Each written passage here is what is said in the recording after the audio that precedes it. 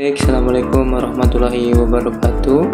Saya Najmi Ali Fatani Afi. Saya dari kelas Tadris Ilmu Pengetahuan Sosial B semester 3. Oke, pada mata kuliah Manajemen Pendidikan saya akan membahas sedikit materi tentang manajemen peserta didik di sekolah. Nah, apa sih manajemen peserta didik di sekolah? Mari kita bahas.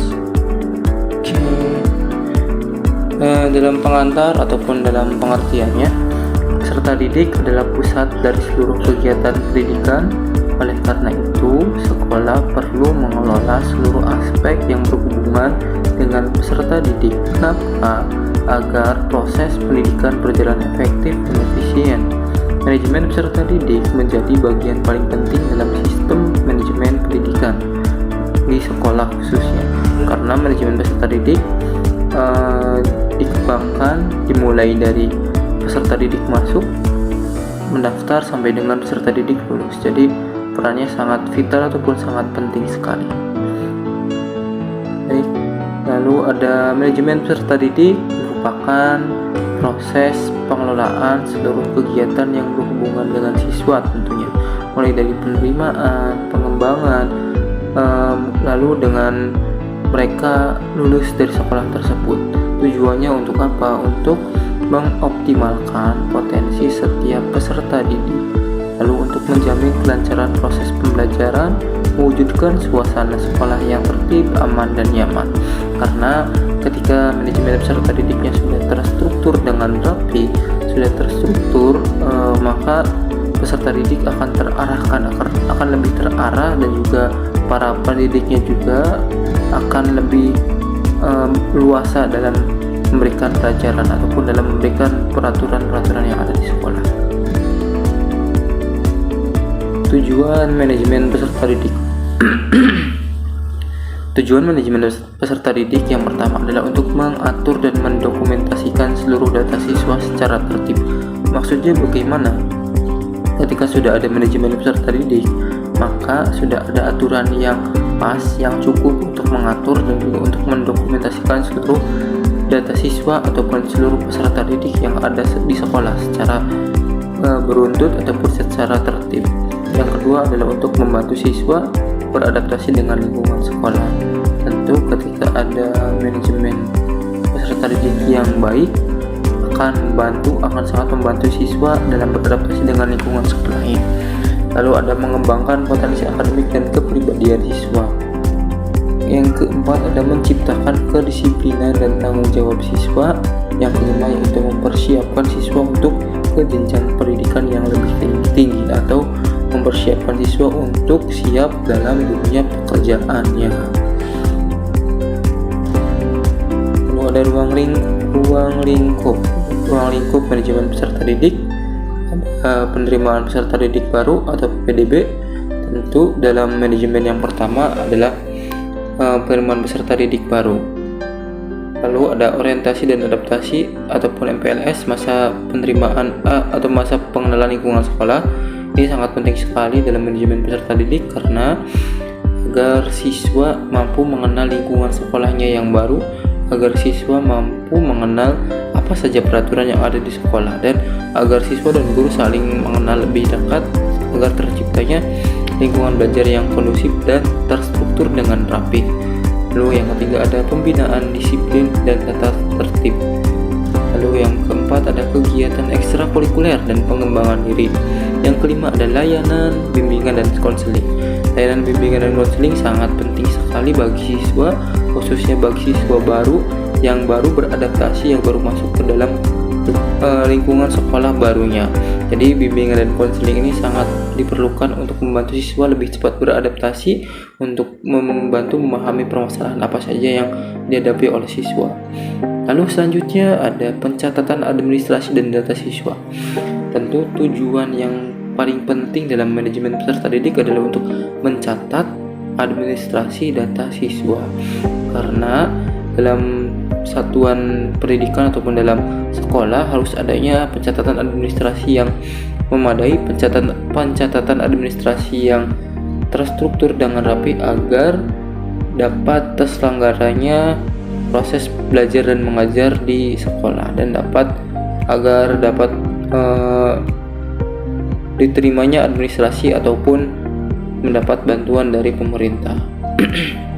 Lalu selanjutnya ada kenaikan kelas, mutasi, dan kelulusan. Dalam manajemen peserta didik, ruang lingkupnya yaitu agar siswa mampu untuk naik ke jenjang kelas yang lebih tinggi agar pembelajaran dapat terlaksana secara efektif. Lalu jika ada mutasi siswa, datanya sudah ada dengan lengkap, tidak harus mencari kemana-mana, sudah terstruktur dengan rapi. Dan juga saat kelulusan juga, ketika ada manajemen peserta didik yang terencana, yang terstruktur dengan rapi, pasti kelulusannya juga akan mudah dan akan terlaksana dengan cepat, tidak terkendala intinya. Lalu selanjutnya ada proses manajemen peserta didik.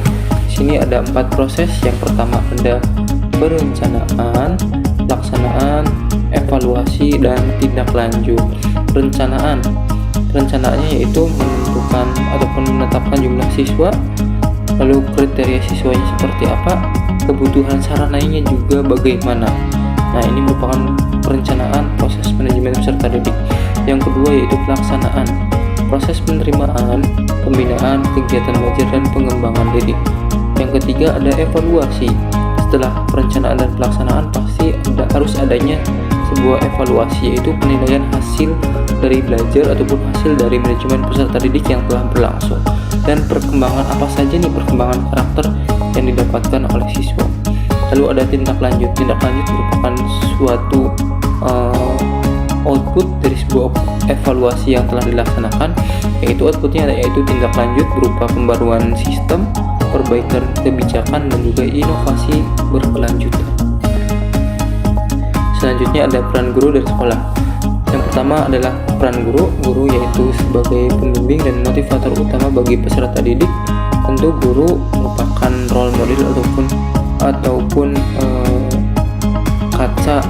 kaca dari peserta didik yang ada. Jadi peserta didik mencontoh semua yang dilakukan guru, ataupun peserta didik menerima pembelajaran yang diberikan oleh guru dengan outputnya baik atau buruknya tergantung dari pembimbing dan motivatornya. Yang kedua ada wali kelas. Wali kelas di sini sebagai pengelola administrasi serta perkembangan siswa di kelas tentunya. Yang ketiga ada kepala sekolah. Kepala sekolah perannya sangat vital sekali, perannya sangat penting sekali, karena manajemen peserta didik yang berhasil tergantung dari kepala sekolahnya. Bagaimana kepala sekolah mampu mengkoordinator ataupun mengkoordinasi seluruh kegiatan manajemen peserta didiknya di sekolah. Yang paling utama adalah bagaimana kepala sekolah manajemen gurunya, terus manajemen staff-staffnya ataupun para pekerja yang ada di lingkungan sekolah, dan yang paling utamanya lagi adalah bagaimana kepala sekolah mampu untuk mengkoordinator siswanya agar bisa belajar dengan kondusif dan mampu untuk mencapai pembelajaran yang dituju. Lalu yang keempat ada staf administrasi.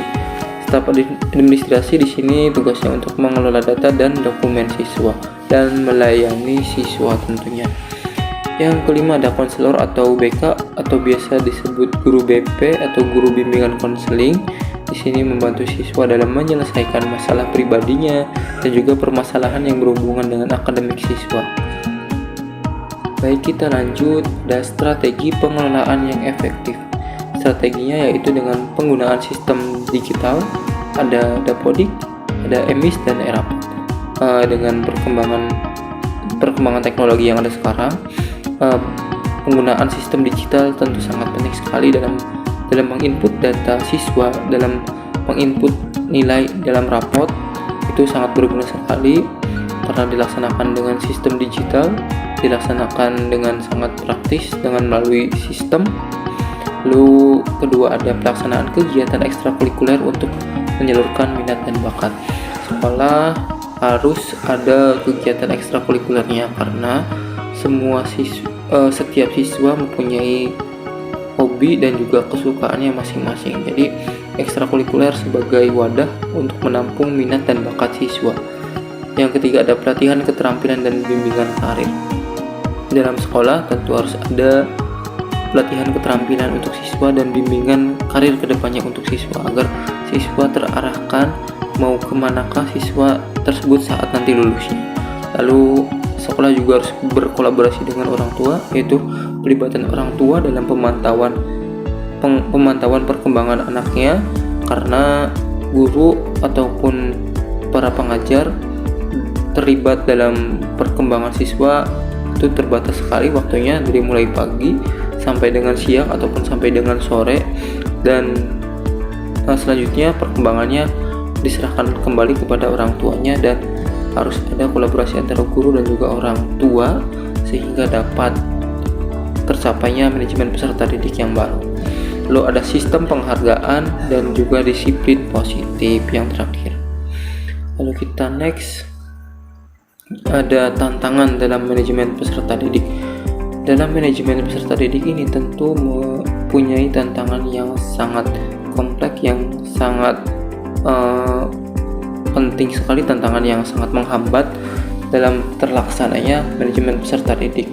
Ini ada beberapa tantangan utama. Yang pertama adalah perbedaan latar belakang sosial, ekonomi, dan budaya siswa, lalu kurangnya motivasi belajar, adanya tidak ada dukungan keluarga ataupun dukungan keluarga yang terbatas, sarana dan prasarana sekolah yang belum memadai, pengelolaan data siswa yang masih manual. Nah, maka dari itu perlu langkah-langkah yang efektif, yang efektif, yang cepat dalam mengatasi semua tantangan tersebut. Salah satunya dengan pengelolaan data siswa ataupun pengalihan pembelajaran melalui media digital. Kita lanjut. Nah, ini dia solusi dan inovasinya. Langkah-langkah perbaikan yang pertama yaitu penguatan karakter melalui kegiatan pembiasaan, lalu pemanfaatan teknologi digital untuk pengelolaan data. Lalu ada yang ketiga yaitu pelatihan guru dalam komunikasi efektif dan perkembangan psikologi anak. Yang keempat ada kolaborasi antara sekolah, orang tua, dan masyarakat. Dan yang kelima yaitu program mentoring atau peer counseling antar siswa. Kita lanjut. Oke, kita beralih pada kesimpulan. Jadi kesimpulan dari manajemen peserta didik yang tadi telah saya sampaikan adalah sebagai berikut. Manajemen peserta didik merupakan inti dari seluruh pengelolaan sekolah yang menuntut adanya kerjasama antara guru, kepala sekolah, orang tua, dan juga siswa. Melalui manajemen peserta didik yang baik dan terencana serta terstruktur, sekolah dapat menciptakan lingkungan belajar yang kondusif serta membentuk peserta didik yang berprestasi, berkarakter, bertanggung jawab, dan mempunyai sikap saling menghargai dalam menghargai sesama temannya, dan juga mampu untuk menghadapi tantangan yang ada di masa yang akan datang nanti. Oke, baik, mungkin itulah yang dapat saya sampaikan. Kurang lebihnya mohon maaf. Saya Nazmi Fatani Api. Assalamualaikum warahmatullahi wabarakatuh. Terima kasih.